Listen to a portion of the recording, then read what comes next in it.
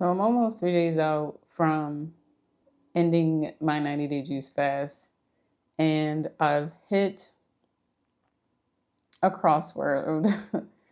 Yeah, I've hit a crossroad. I think that's what most people would say. Let me give some context. I've been eating majority whole food plant-based diet for the last 4 years. Now, during this time, I have strayed from that lifestyle temporarily, in search of my old lifestyle, because things don't always just drop that easily. You realize there's attachments, and you have to go through that journey of letting go. And now I'm here. And so what I've just recently let go of is eating at restaurants. You can find whole food, plant-based, vegan meals at restaurants these days, but the issue is there's either too many processed foods included in those meals, or there's a shit ton of oil like drizzled on top, or it's either like cooked in it. And for whatever reason, I didn't see oil as a processed food, and I only ever really used at home olive oil, and that was maybe to drizzle on top of something. We were never really frying, but it just escaped my mind when we went out to restaurants. And one night I did a breathwork class in my massage program, and it just opened my eyes up to the harmful consequences of consuming oil. I made a promise to my body that I would no longer consume that after my trip to Costa Rica. And so that was another reason for the juice fast, right? To cleanse my body of all that oil, because we ate out pretty much every day. Although again, we stay whole food plant-based, like you don't know what they're cooking in back there. You don't know what's really in the food unless you're making it yourself. So I just felt the need for a cleanse. Now that cleanse has ended, and I was originally thinking it'd be nice just to eat super clean from here on out, like fruits, vegetables, leafy greens, herbs and spices, and then maybe like a couple fillers like lentils, rice, oats, quinoa. I think I was willing to do that. And so like that is what I plan on my diet being going forward, on my lifestyle, because I'm not just going to actually just do this for a little bit. Like this is how I'm going to live for quite a bit of time. But I'm also pursuing a breatharian lifestyle. And I get that, on some level, everybody is a breatharian. But I would like to be the level of breatharian someday. I'm personally not ready for it right now. I don't want it right now. But at some point, I don't want to have to eat it all. To me, that is incredibly appealing from a logical perspective. I don't have to cook food. I don't have to make it. I don't have to buy it. I don't have to clean it up. I don't have to use my physical body's resources to break it down and shit it out. I don't see any negatives really about the whole thing. Now, from an emotional standpoint, I have attachments to food. It has been here for the entirety of my life. And prior to even figuring out what breatharianism was, I had never even gone a day without eating. So in my head, like it was never even a possibility, a potential that had occurred to me. But now that it has, I feel like every step that gets me closer to living this lifestyle, there's always like this hesitation, this fear of loss. Even though I wouldn't really be losing anything, I'd only be gaining like mass amount of energy. It takes energy to eat. So, and there's far more efficient methods to obtain energy. So there really is no loss, but like, obviously that's through the lens of my ego. So, and I guess that's what I'm choosing to see at certain times. And during this 90-day fast, literally like maybe it was the day before I ended it, I had an aha moment during a meditation. And I've been having little aha moments about this lifestyle ever since, I saw it and started pursuing it. But one thing that was kind of plaguing me was obviously how to sustain energy through other means. And, I started learning about how food takes a lot of energy, like denser foods like meat and fried foods and dairies and all that other stuff. Like those take more energy to process, not to mention too, like the animals that are usually being consumed haven't really had positive lives. And so then you're consuming like that fear, all that negative energy from like the industrialized animal meats. So there's that aspect, right? And then you have the emotional side that I was learning a lot about during my fast, how thoughts and beliefs and emotions can take a lot of energy from you depending on what they are. So, like if they're negative emotions like anger and hate and depression and anxiety and fear are energy draining. They take a lot of energy to create and sustain.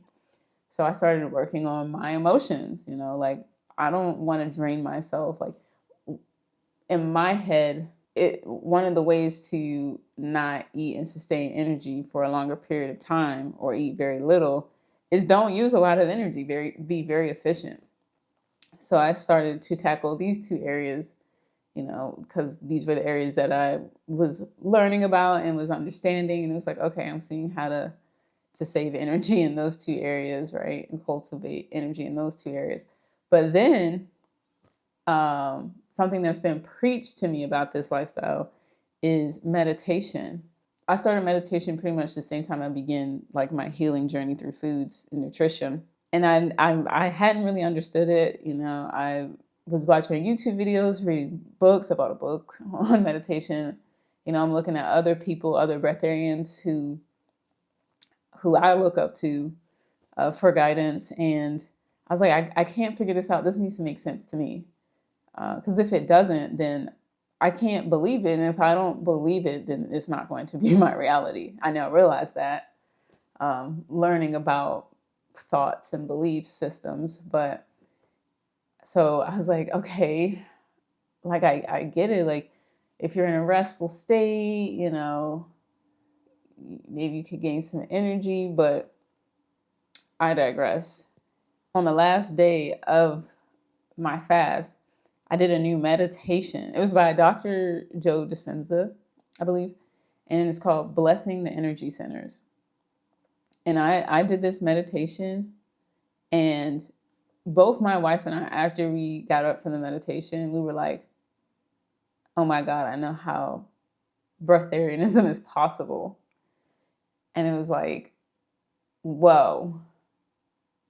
I don't know why. Like I've been trying to understand meditation through a lot of different various means, but Dr. Joe Dispenza's book, I don't even feel like he goes into meditation like that.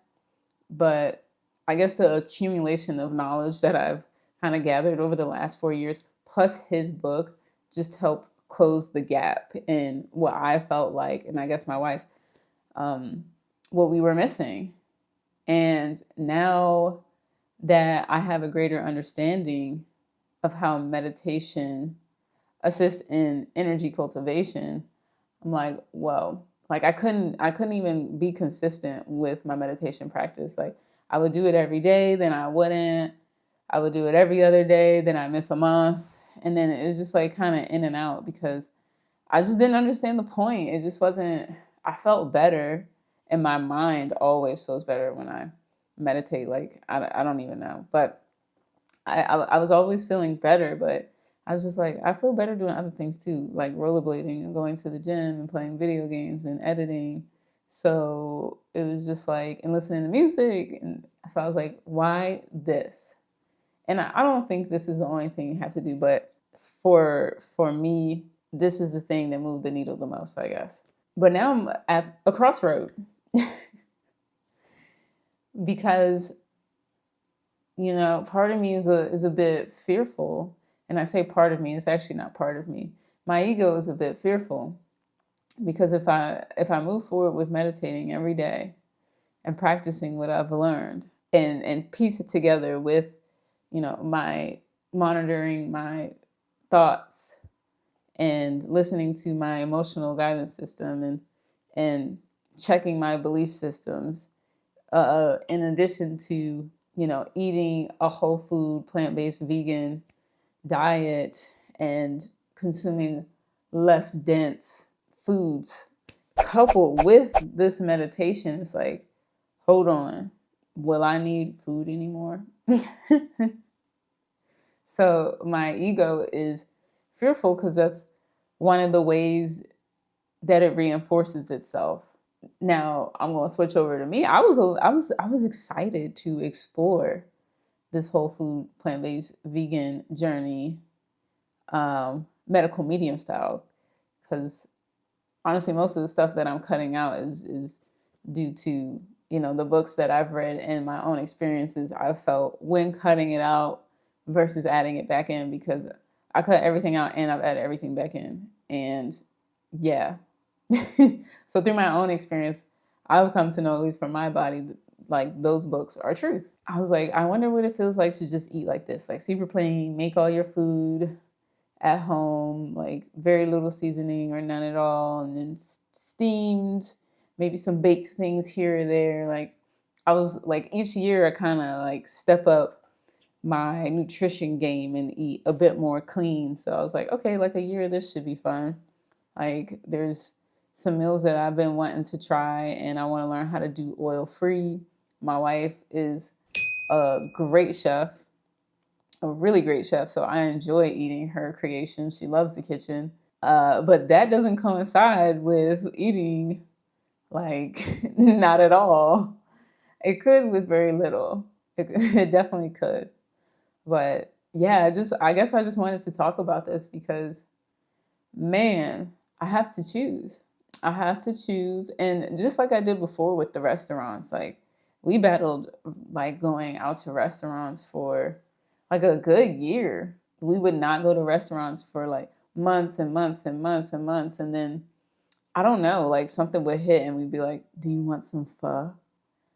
And so like we weren't even like, to me, we weren't even eating anything crazy. Like I think the only things we ever ate out were pho. I would get like hummus and rice and falafel. Was there anything else? I can't even, like I know my wife would get like the little rice paper rolls and stuff. So we kind of just limited to that. That's pretty much all we ate out for a better part of a year.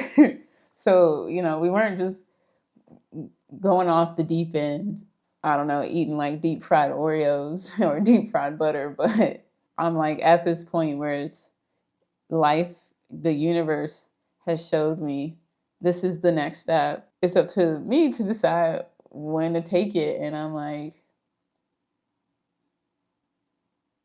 I don't know. I don't know if I want to take it, which is also fine. I think that's what people mean by enjoy the journey. It's not like that step won't be there tomorrow or, I don't know, 90 days from now or a year from now. It'll still be there. There is this little nagging voice in my head that's like, what about today? What about today? What about today?